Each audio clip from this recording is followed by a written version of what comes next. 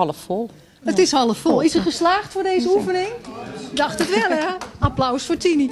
Ja, Tini, waarom krijg je nou applaus? Want je zei niet, is het glas half Leeg. leeg? Ja. Exact. Ik ben nieuwsgierig naar het tijdelijke geluk. Wat is nou tijdelijk geluk? Iets lekkers om het eten. Iets lekkers heb je gegeten en dan heb je van, wow, heerlijk hè? Ja. Oké, wat nog meer? Wat wil nou iedereen? Zon, Zon, ook heerlijk. bloemetjes. Bloemetjes, wat nog meer? Leuke kleinkinderen voor mij. Ah, oké. Heb je een ziekte gehad, is daarna de pijn weg? Dan denk je, jippie, de pijn is weg. Maar na verloop van tijd heb je gewenning en merk je niet meer dat je zo gelukkig was.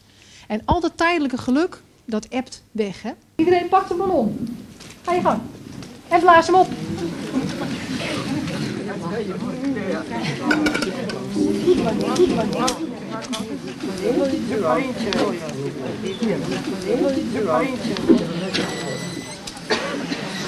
Maak er maar een mooi knoopje in. En dan schrijf je op de ballon 1 woord wat jou blij maakt. Geef aan je maatje aan wat er op je ballon staat en dan vertel je elkaar iets lachwekkends.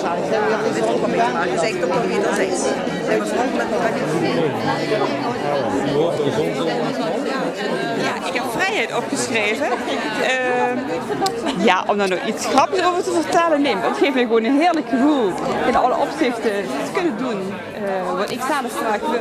Ja, de eerste opdracht was een beetje moeilijk, want we wisten eigenlijk helemaal niet hoe we dat eigenlijk moesten verwoorden, hoe we daarmee bezig aan de slag moesten gaan. Iets lachwekkends. Iets lachwekkends, ja. Maar dat ging wel? Dat ging wel, naar de hand wel, ja. Oké, en wat deed dat met jou, dat lachwekkende? Ja. Ja, eigenlijk niet zoveel, moet ik zeggen. Ik heb hier staan kijken. Het was echt een geinige boel. En iedereen was aan het lachen. Ook al weet je niet precies waar je mee bezig was. Maar de hele sfeer, die was plezierig. Klopt? Heb je dat zelf gemerkt, die eerste opdracht? Iedereen was gewoon in zijn sas, om dat zo maar te zeggen. Oké.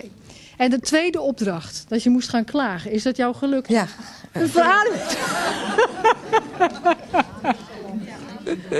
Dus klagen kan opluchten. Ja, opluchting, ja. Als ik bij andere mensen merk dat ik een tandje bij moet zetten of dat ik het op een andere manier moet doen, dan leer ik daarvan. En door te leren en door me te ontwikkelen, denk ik dat ik in de groei blijf. En dat vind ik een prettig gevoel.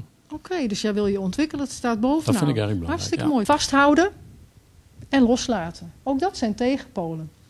Ben je in staat om te accepteren dat ook die negatieve kant bij het leven hoort, dan glij je veel gemakkelijker als een flow door het leven. Breng allemaal je rechterhand naar voren. 1 rechterhand. En beweeg die hand dan zo ver je kunt naar achteren. En kijk maar eens naar die hand hoe ver die komt. En onthoud het punt waar je naar wijst. Je ogen dicht en je visualiseert dat je diezelfde beweging maakt. Je rechterhand gaat omhoog en je brengt hem zo ver mogelijk naar achteren. Je hebt het al 1 keer gedaan, dus ja, als je het nog eens moet doen, ga. Oefening waard kunst, dat is ook een hele mooie.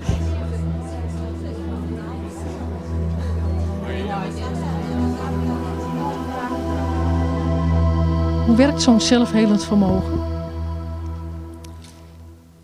Nou, ik denk zelf dat het belangrijk is om af en toe eens, een moment stilte of rust, een pas op de plaats maken. Dat is heel... Herkenbaar voor jullie? Dat je met een denkloze stilte in je hoofd gevuld moet zijn? Zullen we dat eens oefenen met elkaar, die denkloze stilte, hoe je dat heel snel kunt doen?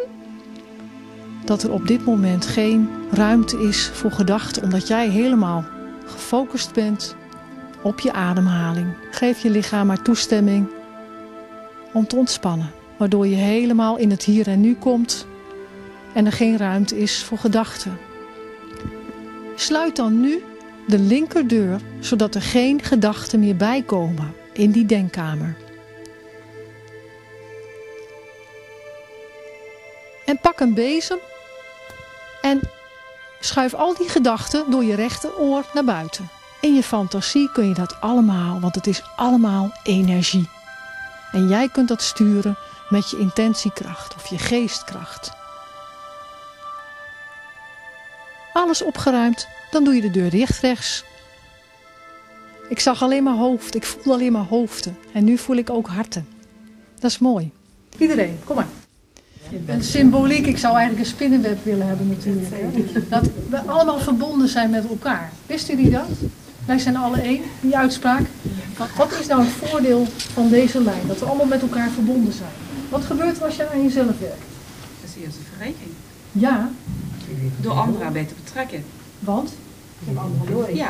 Ja, precies. Je hebt een weerslag op anderen. Ja. Oké, je hebt een weerslag, maar je hebt ook anderen nodig. Maar iedere ontmoeting is in wezen een spiegel van jezelf. Een spiegel van je eigen innerlijk. Dus als je iemand tegenkomt dat je denkt van, gadverdakke wat met de bak. Of lastige mensen. Nou, die zijn dus niet lastig. Het is alleen de betekenis die jij er aan toekent. Hè? En wat moet ik leren in het leven? Wellicht is het thema loslaten. Wellicht is het een ander thema. Vraag die vraag aan jezelf en je zult het antwoord horen. Geven is ook ontvangen. Leuk, hè? Dus we gaan die polariteit aan de lijf ondervinden.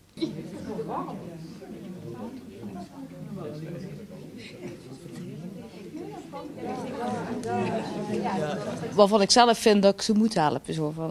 Al zijn het hele kleine dingen, maar ze zitten wel allemaal... En ik doe het graag, dus het is niet zo dat ik het niet wil. En het is ook niet zo...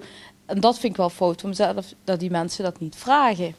Ik doe het al, zo van voordat het gevraagd is. Oh, dat doe ik al even. Ja, een van de mooiste dingen, moet ik zeggen, die er zijn, is als je kwetsbaar opstelt. En jij doet dat met zoveel elan. Ja. Dat vind ik zo knap. Honesty is the best policy. Mooi. Mensen die zich niet bewust zijn, kunnen niet het geluk in zichzelf vinden of naar hunzelf toe halen. Je hebt afstand nodig en een denkloze stilte in je hoofd om dat te kunnen doen. Wat is de tweede B?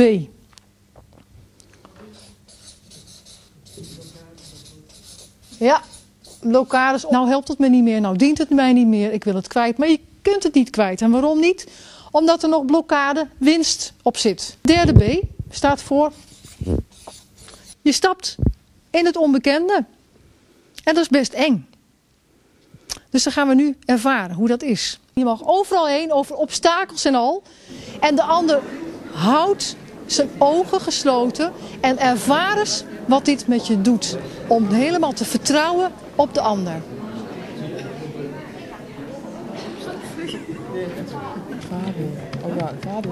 Wat mijn trigger was eigenlijk de uitstraling van Mariska van der Werf. Ik ben op de website gaan kijken en ik had echt zo, jeetje, wat straalt die voor een energie uit. Dat was voor mij eigenlijk om over de streep te halen om aan deze workshop mee te doen. En ik vond het echt heel indrukwekkend. Ik ben zeer tevreden. En ik denk dat ik zeker nog van me laat horen in de zin van een cursus volgen of nog een workshop. Maar ja, het is een blijvende herinnering. Dankjewel. En dan stuur je die energie vanuit die plek daar in jouw lichaam naar jouw buurman of buurvrouw die naast je staat. Door daar heel sterk aan te denken. En breng dan een glimlach op je gezicht. Letterlijk. Stel je dan voor dat die witte roosenergie een volumeknop heeft. Draai die maar eens flink omhoog. Zodat de kracht en de intensiteit van die energie toenemen. En ik bedank jullie allemaal voor je vertrouwen. Voor je actieve meedoen. En ik hoop dat ik een stukje van je hart heb geraakt. Zodat je daar weer een stuk inspiratie uit krijgt. En daar iets mee kan doen. Voor jezelf en voor anderen. Het gaat jullie goed. Dank je wel.